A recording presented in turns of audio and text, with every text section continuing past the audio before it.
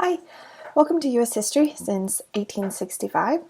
Today we're talking about World War II, specifically World War II's effect on the home front, on the United States. So the war was a battle to preserve democracy over dictatorship. And when the U.S. enters into this conflict, the Axis powers, which are made up of Germany, Japan, and Italy, largely dominate Europe, Asia, and North Africa. In this war, the United States proclaims that it's being fought for the American way of life, for notions of freedom, and you'll see that in the textbook. The propaganda printed during this time harshly condemns Nazi racism and forced labor. But the Nazis, meanwhile, in the 1930s, had glorified the Jim Crow system and segregation in the United States. Clearly, then, there's a contradiction between the ideals of freedom that we say that we're fighting to preserve and the reality at home. And today we're going to look more at that contradiction, and I want you to really focus on it as you read the textbook this week. The argument that I want to make is that the lofty ideals of freedom and equality that the U.S. proclaimed abroad forced various groups to reckon with inequality and discrimination that was part of everyday life here. And it would actually spur the beginning of the modern civil rights struggle, which we'll begin to talk about next week. So, let's talk about the origins of the war. World War II is very commonly studied and taught, so I imagine you already know quite a lot about it. But the origins of the war really began with Nazi Germany's dedication and commitment to expanding. They had signed a pact with Japan, with Japan and Italy, and they formed the Axis powers. And starting in the late 1930s, they really began to escalate the persecution of the Jews, which was intensifying and worsening during this period. They're stripped of citizenship, property rights, and then they began to send them to the concentration camps where they are enacting a genocide. At the same time, they're also pursuing territorial expansion, and they're expanding into other countries in Europe. When they enter into and invade Poland, this is what really starts World War II, because it forces France and Britain, who have promised to support Poland, to declare war. The United States, meanwhile, is not interested in getting involved in the war, not after World War I and the disaster that was. But they do ultimately become involved in the war because of Pearl Harbor. The attack on Pearl Harbor, which happens December 7th, 1941, Pearl Harbor was a U.S. naval base that was home to the Pacific Fleet, and the Japanese plan was to annihilate it in one stroke so that then the Navy could not interfere with the Japanese plans for expansion in the Pacific. They don't succeed in completely destroying the Pacific Fleet, and they in fact push the U.S. to enter into the war. It's the war effort that ends the Great Depression. So last week we talked about how the New Deal doesn't end the Great Depression. It does improve people's lives, but what ends the Great Depression is World War II. The U.S. has to gear up for the war effort, and in so doing, they start to build the machinery of war, the planes, the ammunitions, the vehicles, etc. And it's here that this is what ends the war. Unemployment falls from 14% in 1940 to just 2% in 1943. The government invests in building shipyards and plants. And in fact, this is what ultimately industrializes the South and helps the West to develop. We'll talk more about that later in this semester. The other thing that World War II does, besides ending the Great Depression, is that it really changes the meaning of freedom once again. So Roosevelt, to drum up support for the war, says that we are fighting for the 4 freedoms: freedom from fear, freedom of speech, freedom of religion, and freedom from want. And there's a great deal of propaganda that you'll see in the textbook that says that this is a war for freedom. But what does freedom really look like in the U.S.? Let's talk about that. Let's look at the experiences of several groups during the war. The first is women. So women constituted 1/3 of the labor force during this period. More married women than ever are working in factories and in different jobs. They are inspired by the U.S. government, which is actively calling them to go to work via propaganda like the Rosie the Riveter poster, which is so famous and I'm sure many of you have seen.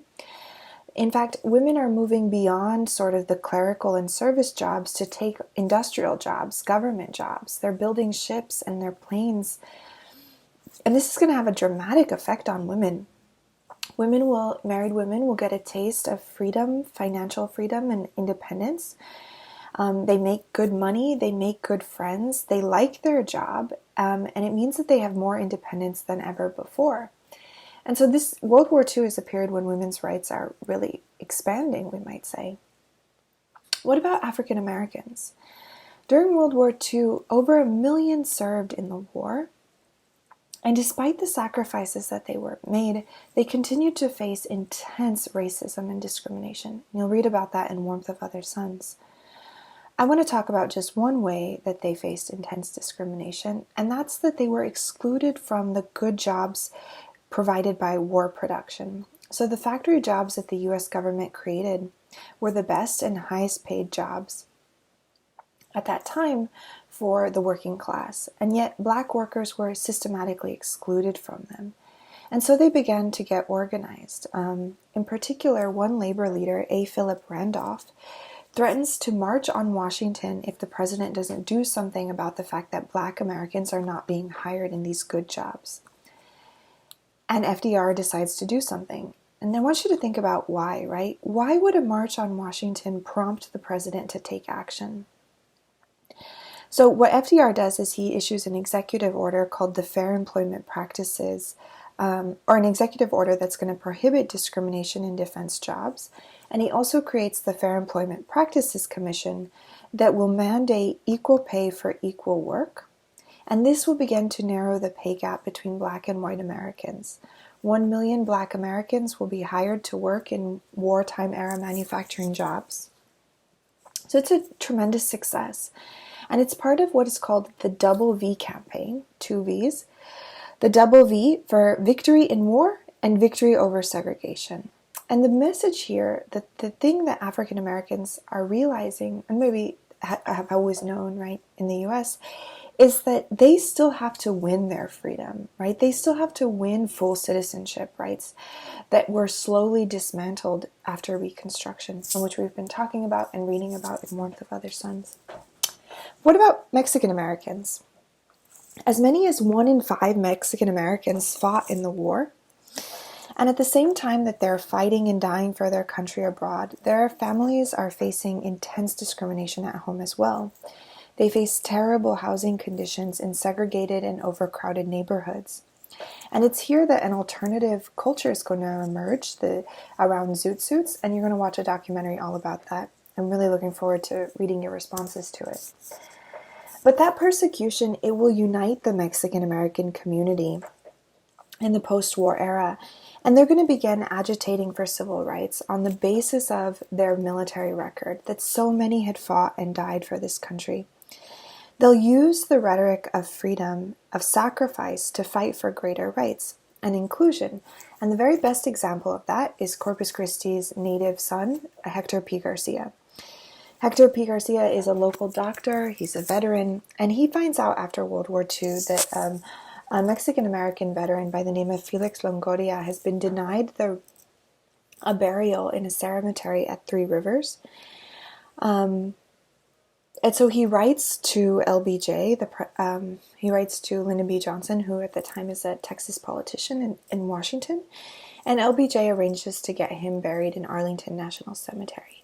And this is really a key moment for the organization of Mexican Americans in Texas. And Hector P. Garcia will go on to found the American GI Forum. And we'll talk a little bit more about that in the weeks to come.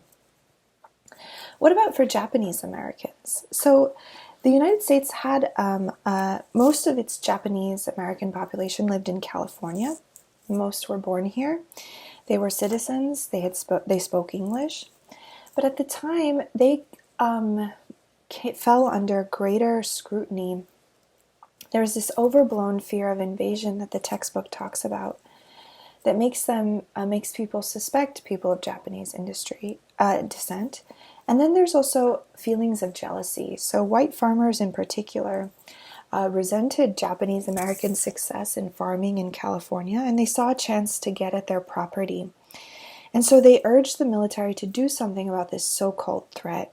And FDR, the president, issues Executive Order 9066, February 1942, which forces Japanese Americans to leave their homes in the West Coast and moves them into concentration camps in the interior of the country. 110,000 people are affected, 70,000 of whom were born here, native-born U.S. citizens, who are forced to move into camps in the interior where they live in terrible conditions, in horse stables, in shacks, in military barracks. And the message of the internment camps, which you're going to read about in the textbook and Voices of Freedom, it's really how easily the war undermines basic freedoms, right? That the war increases tensions, it increases animosity towards groups that are perceived as being other. And very quickly, the rights of those people, of those communities, are undermined. And we see this with Japanese Americans, we see it with Mexican Americans, we see it with Black Americans. And so as you read the textbook, I want you to look for those examples. How does the war ultimately end? Well, it ends with the atomic bomb. Again, the textbook goes into great detail about that. It's the atomic bomb that ends the war. And I would argue it really, and I think Eric Foner, your textbook author, argues that it marks the climax of an era characterized by inhumanity. The Nazis had killed 12 million people in Europe, people who they had deemed undesirable. This included the Jews, it included the Roma, it included gay and lesbian communities, as well as members of the French resistance. The Axis and the Allies had fought using total war tactics. They targeted civilians. 50 million people died, including 400,000 American soldiers and 20 million civilians. This is the same number as if September 11th happened every day for 75 years. The people who died during the dropping of the atomic bombs was twice that of the American losses in the Pacific War.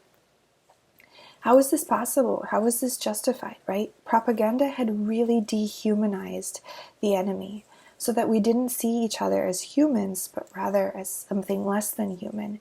And in fact, in the US, very few people criticized the dropping of the atomic bomb, even though it caused instantaneous death and suffering for so many.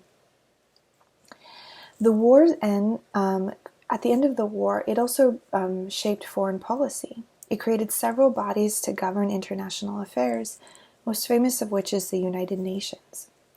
It also, importantly, redistributes world power, so that at the end of World War II, there are really only two countries that are the most powerful in the world, the US and the Soviet Union. But really, only the US is the dominant world power because the Soviet Union has been decimated by the war, which was fought on its own territory, right? And we're going to talk a lot about that next week when we talk about the Cold War. So just to conclude, the war saved humanity from a system of dictatorial rule that the Nazis and the Italians and the Japanese were promoting. It saved the world from the kind of slave labor where undesirable, quote, populations were executed. But the lack of freedom for non-white people around the world and in the US is going to lead to much more war and upheaval, and we'll talk about that in the weeks to come. So this is just a very quick overview of World War II and how it impacted the home front. Please make sure you read the textbook, which goes into greater detail about all that I've talked about here. Okay, that's all. Stay safe, and I'll see you next week.